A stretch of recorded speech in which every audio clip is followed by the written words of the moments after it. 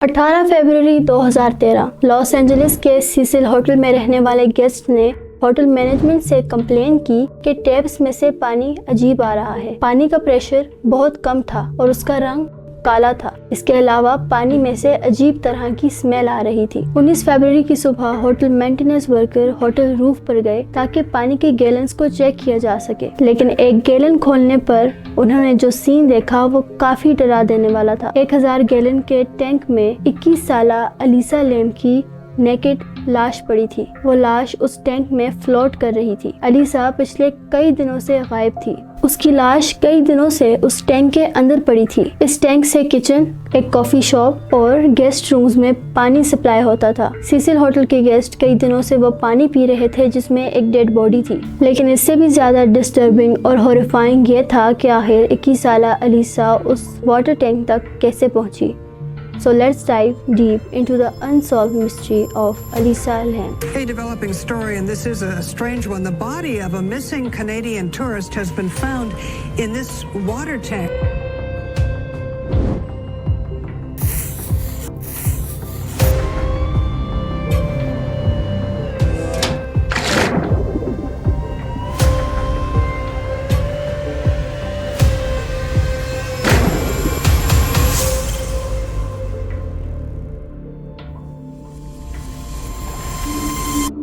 Alyssa April 30، 1991 کو Vancouver, British Columbia, Canada میں پیدا ہوئی۔ لیم ہانگ کانگ امیگرینٹس کی بیٹی اور یونیورسٹی آف برٹش کولمبیا کی اسٹوڈنٹ تھی۔ In her late teens, she was diagnosed with bipolar disorder. For those who don't know what bipolar disorder is, یہ ایک mental condition ہے جس میں انسان موڈ سوئنگز فیس کرتا ہے۔ پیشنٹ کا موڈ ہمیشہ دو ایکسٹریم پوزیشنز پر رہتا ہے، یا تو وہ بہت زیادہ خوش ہوتا ہے جس کو مینک ایپیسوڈز کہا جاتا ہے، یا پھر وہ بہت زیادہ اداس جس کو ڈپریسو ایپیسوڈ کہا جاتا ہے۔ ایک نارمل انسان بھی موڈ سوئنگز فیس کرتا ہے، لیکن جو بائی پولر ڈس آرڈر میں موڈ سوئنگز ہوتے ہیں وہ دنوں، ہفتوں اور مہینوں تک چل سکتے ہیں۔ انہی مینک اور ڈپریسو ایپیسوڈز کے دوران پیشنٹ کو ہیلوسینیشنز اور ڈیلیوژنز بھی ہوتی ہیں۔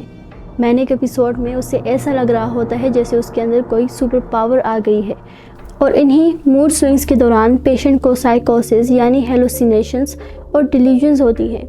ہیلوسینیشنز اور ڈیلیوژن میں انسان ریالٹی کے ساتھ اپنا ٹچ کھو دیتا ہے اور وہ ڈفرینشیٹ نہیں کر پاتا کہ حقیقت اور امیجنری ورلڈ میں کیا فرق ہے۔ الیسا لیم بھی اپنے لیٹ ٹینز میں بائی پولر ڈس آرڈر سے ڈائگنوز ہو چکی تھی اور وہ کئی میڈیکیشنز بھی لے رہی تھی۔ الیسا بھی اپنے مینٹل سٹرگلز کے بارے میں ایک on line app tumbler per fashion photos اور ماڈلز کی پکچرز کے ساتھ وہ اپنے مینٹل سٹرگلز کو کوٹ کر کر ٹمبلر پر پوسٹ کرتی۔ خود کو ایکسپلور کرنے اور اپنی روزانہ کی روٹین سے باہر نکلنے کے لیے الیسا نے ڈیسائیڈ کیا کہ وہ ایک سولو ٹرپ پر جائے گی۔ جنوری 2013 کو اس نے اپنے سولو ٹرپ کا پلان بنایا۔ الیسا کے پیرنٹس تو پہلے اس بات کو منع کر رہے تھے، لیکن الیسا نے انہیں گارنٹی دی کہ وہ انہیں روزانہ کال کرے گی اور اپنے ٹرپ کے بارے میں انفارم کرے گی، جس پر وہ دونوں راضی ہو گئے۔ 26 جنوری 2013 لاس اینجلس کے سیسل ہوٹل جو اسکڈ رو کے علاقے میں واقع تھا، الیسا نے اس ہوٹل کے اندر چیک ان کیا۔ سیسل ہوٹل کافی چیپ ہوٹل تھا اور اسے ہر بیچلر یا پھر اسٹوڈنٹ ایزیلی افورڈ کر سکتا تھا، تو ممکن تھا کہ الیسا نے بھی اس کی افورڈیبلٹی کی وجہ سے اسے بک کیا تھا، لیکن وہ ہوٹل اپنے ڈارک پاسٹ کی وجہ سے کافی فیمس تھا، کیونکہ اس ہوٹل کے اندر ہسٹری کے بہت بڑے سیریل کلرز رہ چکے تھے۔ ممکن تھا کہ الیسا کو اس بارے میں پتہ نہیں تھا اور اس نے اس ہوٹل کی ہسٹری کو جانے بغیر اس میں روم بک کر دیا۔ پہلے تو الیسا کو ایک شیئرڈ روم اسائن کیا گیا، لیکن کچھ دنوں بعد اسے ایک سیپریٹ روم میں شفٹ کر دیا گیا، کیونکہ اس کی پریویس روم میٹس نے یہ کمپلین کی تھی کہ وہ روم میں کافی عجیب بیہیو کر رہی ہے۔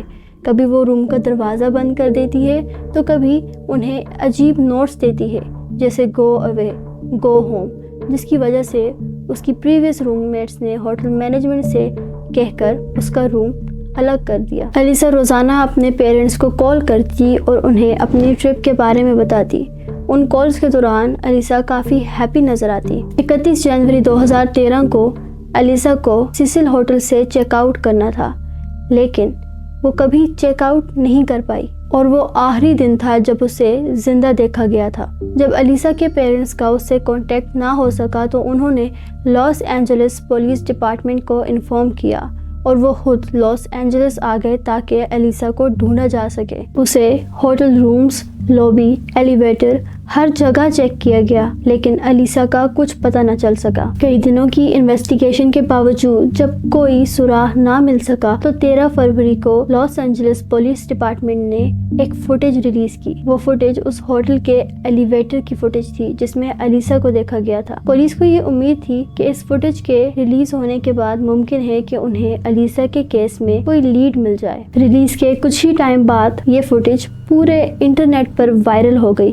4 منٹ کی اس فوٹیج میں دیکھا جا سکتا ہے کہ الیسا لفٹ کے اندر بہت ویئرڈ بیہیو کر رہی ہے۔ لفٹ میں آنے کے بعد اس نے لفٹ کے سارے بٹن پریس کر دیے اور لفٹ کے کونے میں جا کر کھڑی ہو گئی جیسے وہ کسی سے چھپ رہی ہو۔ کچھ ٹائم بعد الیسا اس لفٹ کے باہر جھانکتی ہے اور لیفٹ اور رائٹ دیکھتی ہے جیسے وہ کسی سے چھپ رہی ہو۔ لفٹ کے باہر دیکھنے کے بعد وہ دوبارہ لفٹ کے اندر آتی ہے اور کونے میں کھڑی ہو جاتی ہے۔ لیکن یہاں حیرانی کی بات یہ تھی کہ اتنا وقت ہونے کے بعد بھی لفٹ کا دروازہ بند نہیں ہوا، جس کے بعد الیسا دوبارہ لفٹ کے باہر جاتی ہے اور عجیب ہینڈ موومنٹس دے رہی ہوتی ہے جیسے وہ کسی سے بات کر رہی ہے۔ یہ پوری CCTV فوٹیج بہت زیادہ ڈسٹربنگ تھی اور اس پر نیٹیزنز کی بہت ساری اسپیکولیشنز بھی آئیں۔ جیسے ہی الیسا اس لفٹ کے باہر دوبارہ جاتی ہے تو لفٹ کا دروازہ بند ہو جاتا ہے۔ نیٹیزنز لوگ اس بات پر حیران تھے کہ آخر 4 منٹ تک لفٹ کا دروازہ بند کیوں نہیں ہوا اور الیسا ایسا کیوں بیہیو کر رہی تھی جیسے کوئی اس کے پیچھے پڑا ہو یا پھر وہ کسی سے چھپ رہی ہو۔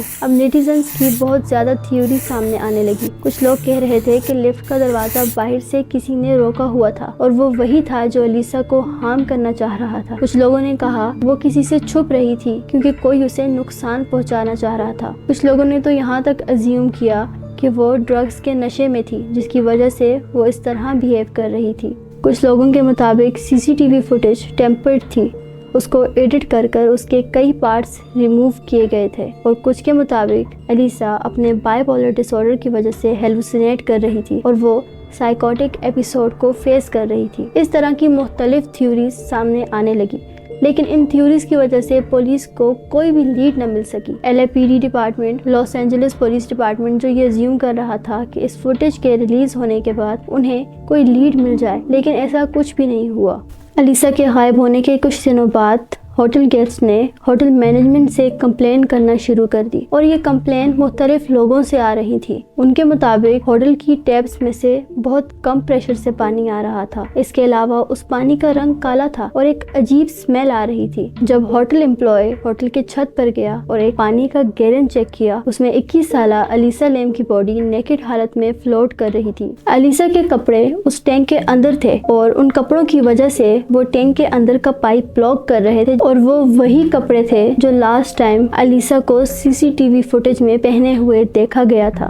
اس کی باڈی آلریڈی ڈیکمپوز ہونا شروع ہو چکی تھی لیکن اس کی باڈی پر کسی قسم کے سیکشول اسالٹ یا فزیکل ٹراما کے کوئی مارکس نہیں تھے۔ ٹیکسیکولوجی رپورٹ میں اس کی باڈی کے اندر کوئی بھی ڈرگز ڈیٹیکٹ نہیں کیے گئے اور الیسا اپنے بائی پولر ڈس آرڈر کے لیے جو میڈیسنز لے رہی تھی ان میڈیسنز کی بھی بہت کم مقدار اس کی باڈی میں ملی، یا تو وہ اپنی میڈیکیشنز بہت کم اماؤنٹ میں لے رہی تھی یا پھر اس نے کئی دنوں سے وہ میڈیکیشنز لینا چھوڑ دی تھی اور اس کی ڈیتھ ڈوبنے سے ہوئی تھی۔ لیکن یہاں سوال یہ پیدا ہوتا ہے کہ آخر الیسا ہوٹل روف تک پہنچی کیسے، کیونکہ ہوٹل روف کی ایکسس صرف ہوٹل مینجمنٹ اور امپلائیز کے پاس تھی اور اگر کوئی زبردستی روف تک جانا چاہے تو وہاں پر سیکیورٹی الارمز لگے ہوئے تھے، لیکن ہوٹل کے فائر ایگزٹ سے ہوٹل روف تک ایکسس کی جا سکتی تھی جو کافی ڈینجرس روٹ تھا۔ الیسا کی موت کو ایکسیڈنٹل ڈراؤننگ کہہ کر بند کر دیا گیا اور بائی پولر ڈس آرڈر کو اس کی اس موت کے پیچھے کا فیکٹر قرار دیا گیا۔ یعنی 31 جنوری کو الیسا اپنی پراپر میڈیکیشنز نہ لینے کی وجہ سے سائیکوٹک ایپیسوڈ فیس کر رہی تھی اور وہ ہیلوسینیٹ کر رہی تھی کہ اسے کوئی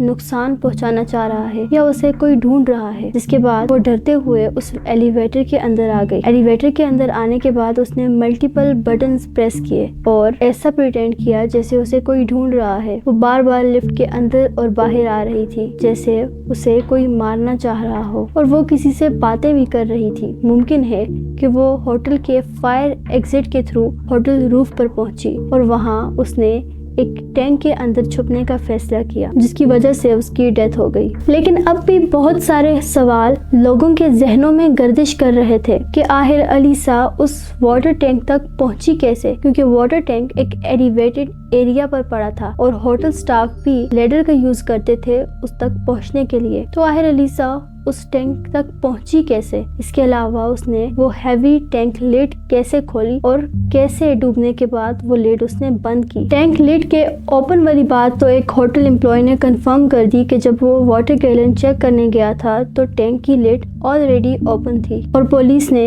ایویڈنس کو دیکھتے ہوئے ایک کافی پریکٹیکل جواب دیا، اور وہ یہ تھا کہ بائی پولر ڈس آرڈر کی وجہ سے وہ اس دن ہیلوسینیٹ کر رہی تھی، جس کی وجہ سے اس کی ڈیتھ ہوئی۔ لیکن لوگوں کو اب بھی شک تھا کہ الیسا کی موت ڈوبنے سے نہیں ہوئی، بلکہ یہ ایک پری پلان مرڈر تھا یا پھر کسی مسٹیریس یا سپر نیچرل چیز کی پریزنس تھی، کیونکہ سیسل ہوٹل کا پاسٹ آلریڈی کافی ڈارک ہے۔ کچھ نے تو اس انسیڈنٹ کو Korean horror movie dark water سے بھی کمپیئر کیا، کیونکہ الیسا کے انسیڈنٹ میں اور اس مووی کے اندر کافی ساری سملیرٹیز ہیں۔ آپ کو کیا لگتا ہے، الیسا کی ڈیتھ ایکسیڈنٹل تھی یا پھر سیسل ہوٹل میں چھپا کوئی راز؟